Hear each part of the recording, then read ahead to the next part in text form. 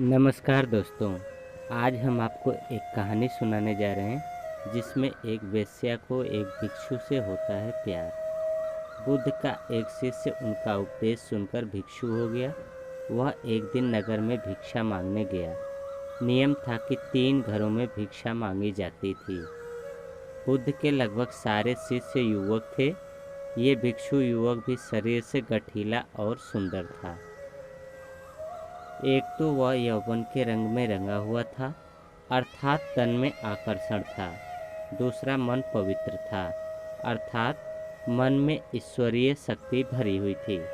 जिसका तन और मन दोनों सुंदर है, वह परमात्मा के निकट है।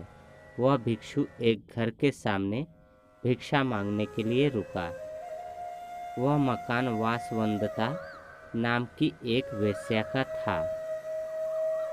वह भिक्षु की आवाज़ सुनकर तुरंत बाहर आई और द्वार पर देखा कि एक सुंदर नौजवान, जिसका शरीर गठा हुआ है एवं उसका मुख एक अलौकिक आभा से युक्त है। उसको देखकर ऐसा लग रहा था कि वह भिक्षु युवक शांति और आनंद में डूबा हुआ है।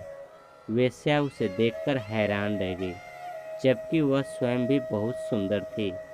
सारा वैशाली नगर उसके पीछे घूमता था कि वह हमको स्वीकार कर ले, हमसे विवाह कर ले, पर वह किसी को भी स्वीकार नहीं करती थी।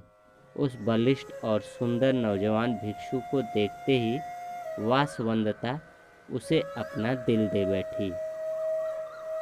उसने भिक्षु से कहा, घर के भीतर आओ, तनिक बैठो। भिक्षु ने इनकार कर दिया। देवी, मैं अभी नहीं आ सकता हूँ। वेश्या ने कहा, भिक्षु कभी इनकार नहीं करते। कोई बुलाए तो जाना चाहिए। मेरे भवन के भीतर आओ। हे भिक्षु, अगर भीतर आओगे तो कुछ न कुछ तो पाओगे ही।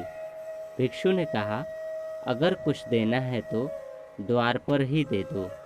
उस वेश्या का दिल और दिमाग उस युवक के आकर्षण में बिल्कुल डूब चुका था। उसको कुछ सुनाई ही नहीं पड़ रहा था। वह भिक्षु कुछ क्षण रुककर आगे की ओर बढ़ गया। दासी ने आकर कहा, अब द्वार पर कोई नहीं है, भीतर चलो। वासवदत्ता को तंद्रा टूटी। वह बहुत दुखी और पीड़ित हुई। जब स्त्री के प्रणय निवेदन को कोई पुरुष ठुकरा देता है तो उसकी हालत बड़ी खराब हो जाती है। वासवदत्ता ने अपने जीवन में एक ही बार एक ही पुरुष के प्रति लगाव रखा था। उसने भी इनकार कर दिया। दिल टूट गया। उसने नृत्य करना बंद कर दिया, गाना बंद कर दिया। जो दिन भर मुस्कुराती थी और लोगों का मनोरंजन करती थी, वह सुंदरी वासवदत्ता बिल्कुल मौन हो गई। भवन के द्वार सबके लिए बंद हो गए। वह किसी से भी नहीं मिलती थी। कोई धनाढ्य लोगों के निमंत्रण आते थे, आओ हमारे उत्सव में खुशियां बिखेर दो, किंतु वह इनकार कर देती थी। एकांत को उसने अपने जीवन का साथी बना लिया। दासी अच्छा अच्छा भोजन बनाती थी, पर उसकी भूख और प्यास को वह भिक्षु मानो सदा के लिए ले गया हो।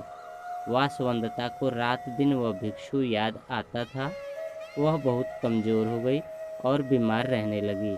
कहते हैं कि चिंता चिता से बड़ी होती है। चिता एक बार जलाती है और चिंता सदैव जलाती रहती है। वह कहीं आती जाती नहीं थी। एक ही स्थान पर लेटे लेटे उसके शरीर में कई जख्म हो गए। उसकी सुंदरता कुरूपता में बदल गई। अब उसे कोई देखना भी पसंद नहीं करता था। बहुत समय के बाद फिर वही भिक्षु उस नगर में पुनः आया। उसे मालूम पड़ा कि वासवदत्ता बहुत बीमार है, उसकी हालत बहुत खराब है। भिक्षु उसके द्वार पर गया। दासी ने जाकर कहा कि वही भिक्षु आए हैं। वासवदत्ता ने दासी से कहा, यहाँ पर मत आने दो। जब मैं सुंदर युवती थी, बहुत खूबसूरत थी, तब मेरा निवेदन स्वीकार न किया। अब मैं बदसूरत और बीमार हो गई हूँ।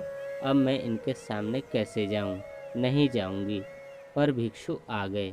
हे देवी, आज तुझे मेरी ज़रूरत है। उस समय तुमको मेरी ज़रूरत नहीं थी। उस समय तेरी सुंदरता, तेरे नाच गाने से मोहित होने वाले हजारों थे, किंतु दुख की घड़ी में सब दूर हो जाते हैं। अब तू चिंता न कर, शर्मिंदा मत हो, मैं तेरे पास रहकर तेरी सेवा करूँगा। भिक्षु ने पवित्र भाव से उसकी सेवा की। वासवंदता की वासना मिट गई, उसका विवेक जाग उठा। भिक्षु उसे बुद्ध के पास ले गए।